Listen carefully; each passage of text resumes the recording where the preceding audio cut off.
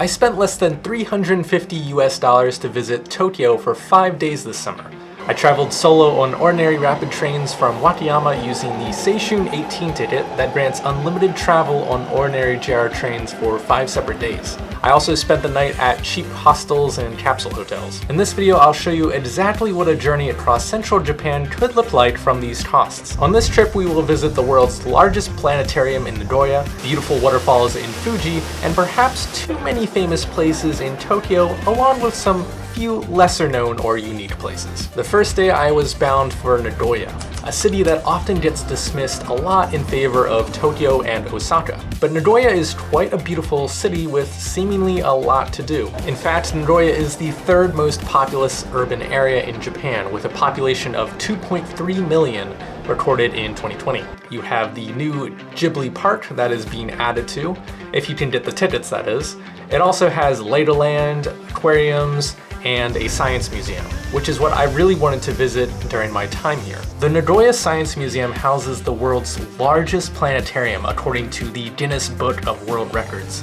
The planetarium has 350 seats, and its hemispherical dome has an internal diameter of 35.02 meters. While on the outside you would think it is much larger and more of a sphere, there are actually many levels with other attractions, such as a science stage and space-themed room.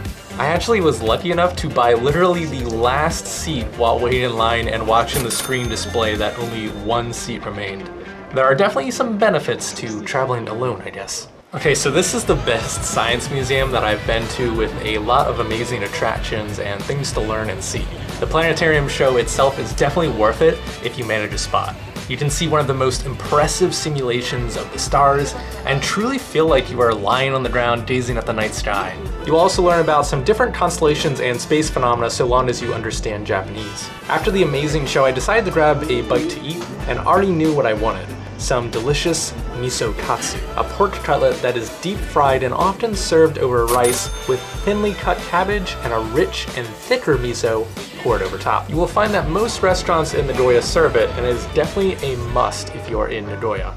I'm also a big fan of eel, and Nagoya is well known for its eel dishes as well, so keep an eye out at restaurants. During my time in Nagoya, I had heard about a night zoo event and saw the posters all over the city, so I decided to attend it, since I've never been to a zoo at night. It was actually pretty fun, and seeing all the lights and classic couple swan boats was perfect in the moonlight. Some of the highlights were some noisy seals and some very sleepy penguins. They also had a feeding demonstration for the giraffe, which was pretty cool to see as well.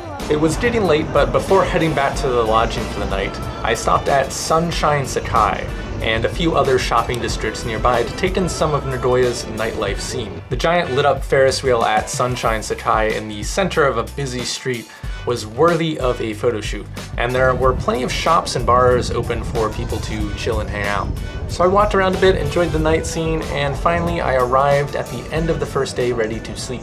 My first lodging was the 9-hour Capsule Hotel, a chain of capsule hotels that can be found in major cities. This is some of the cheapest lodging you will get, and it is very nice for solo travelers especially. You get nice showers, somewhat small lockers, at least if you have a suitcase, but it was fine for my one bag and camera, and the famous capsule where you are supplied with everything you need, including clothes to sleep in.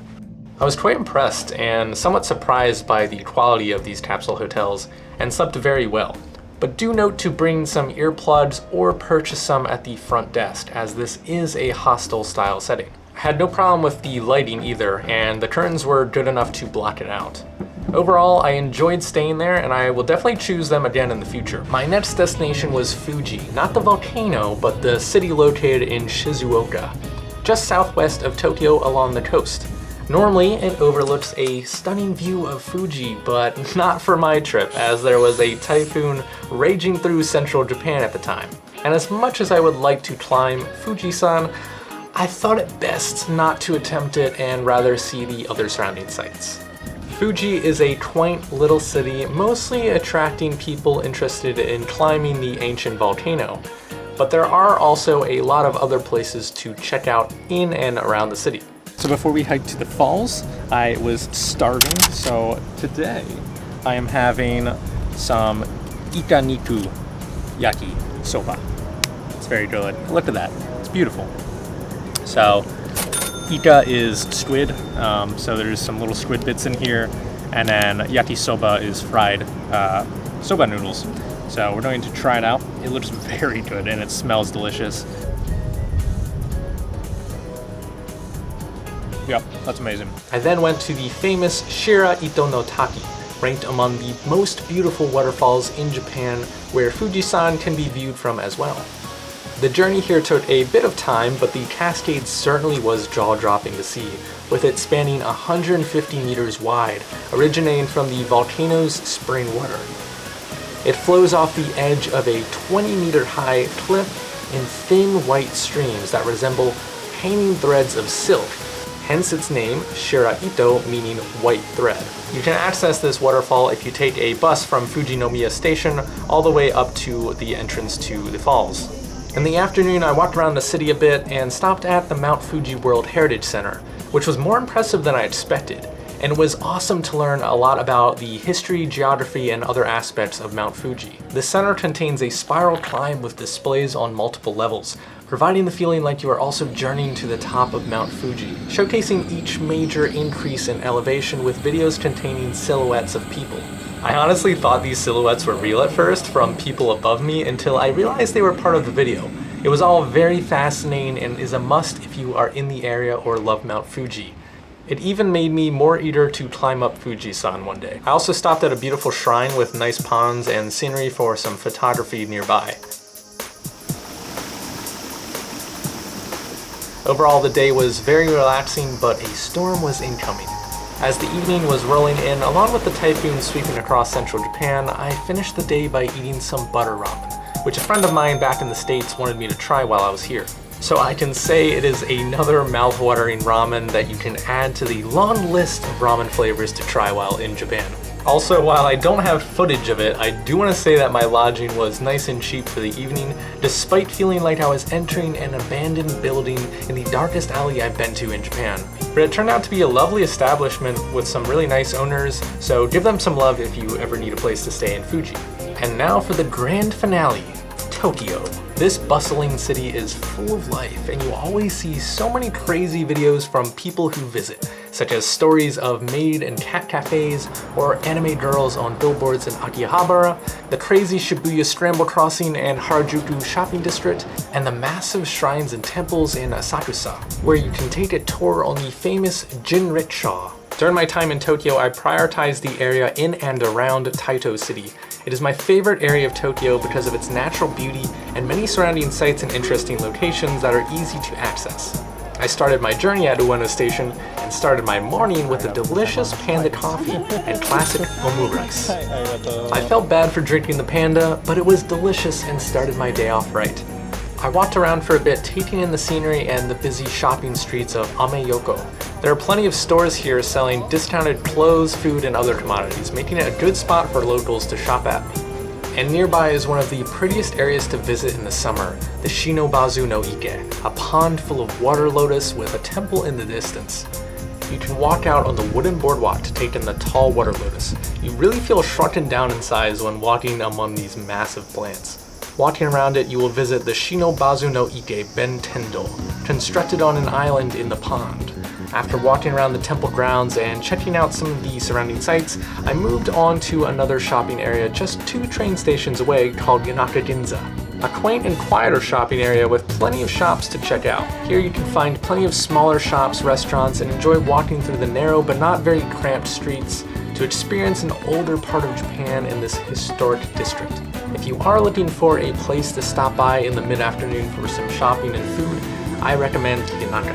Afterwards, I went east towards Asakusa to check out the Kaminariman and Sensoji, where people often dress up in yukata during summer and ride on jinrickshaw, or human-powered hand carts. These jinrickshaws are great for getting tours as the guides can often speak English very well.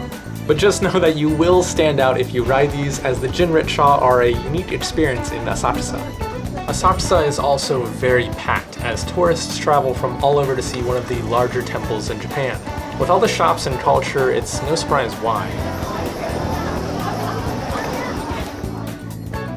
I even had a nice conversation with a Tokyo native that goes there solely to practice English. Today I can just speak English. This English practice. Oh, practice.練習です。Why do you speak Japanese so well? ちょっと和歌山住んでます。和歌山。はい、そうですね。関西ね。いや、はい、関西。What do you do? 教師です。I'm a teacher. Jet program. Yeah, no, you're not. If you go further east, you will also see the Sumita River. This is a nice area to take a breather and get away from the busy crowds. It overlooks the Tokyo Sky Tree that you can ascend and overlook Tokyo if you desire, as well as the Flamme Dole, an Asahi beer hall next to the Golden Asahi head office, which gives some really cool reflections from the river. I enjoyed the walk to the Sky Tree even though I had no intention of going up it, simply because of the great photographs that I could get while walking the streets and it always being in view. After departing Asakusa later in the afternoon, I stopped by Akihabara briefly since it was on the way back to my hotel, knowing that I would come back the next day. It was certainly as techy, anime-filled, and full of maid cafes as you might think. I just enjoyed seeing everything firsthand, and there were some really nice shops around like Akibao, which has cheaper electronics compared to other shops nearby. I got some cheap SD cards and batteries here. But I was pretty exhausted, so I decided to rest up for a bit and shower back in Akasaka, a fancy business district in Tokyo. It has plenty of night spots to visit, especially if you're a fan of jazz bars, which I certainly am. I decided to hit up one such jazz bar nearby called G's Bar. That was everything I wanted from a jazz bar. Smallish, but filled with people that love jazz fusion. I think that jazz bars like this are an essential experience if you come to Tokyo, Osaka, or other major cities in Japan. There are a lot out there too. If you have other places you love in Tokyo, let me know in the comments. And do note that they are often pricey in drinks and also the surcharge department. You basically pay for the music as well when you enter. Upon leaving, the night was still young for Tokyo, so I decided to trek out on foot to Shibuya to hopefully see the nightlights of the busiest crossing in Japan. It was definitely full of life and interesting people, such that I could see myself people watching for hours if I had more time. I also love the Persona game series, so I visited the classic hideout as well in one of the sky bridges above. However, I didn't stay long, especially because it started downpouring again and I had to rush back. But before I left, I did check out Hachiko, who is the bestest of boys. The next day, I decided to spend some more time in some of the areas I had already been in, as well as check out the outskirts of the Imperial Palace, which was a nice walk and had a ton of bonsai trees in the gardens around. This Imperial Palace was completed in 1888. It was once destroyed during World War II and then rebuilt in the same style. Otherwise, there wasn't too much new that happened during the day. In the morning, I had some coffee and breakfast at Tuli's, a nice little chain cafe. Checked out some cool shops in Akihabara and had some sushi while I was there. Enjoyed some bubble tea at Coco's, and generally just enjoyed myself walking around and enjoying the sights and sounds of Tokyo. Oh, and I also went to another zoo, although this was during the daytime. I did really like Ueno Zoo though, so if you do feel in the mood for going to a zoo while in Tokyo, I think it's worth a visit. Especially given how cheap zoos are in Japan. It's kind of ridiculous, especially coming from the United States. So that basically sums up my trip to Tokyo. There were a few other things I wanted to see while I was there, but they were a little off the beaten path and I decided to save that for another time. I also made the most of using my Seishun 18 ticket by traveling back in a single day from Tokyo. It was definitely a very long series of train rides, but it was made enjoyable with a book.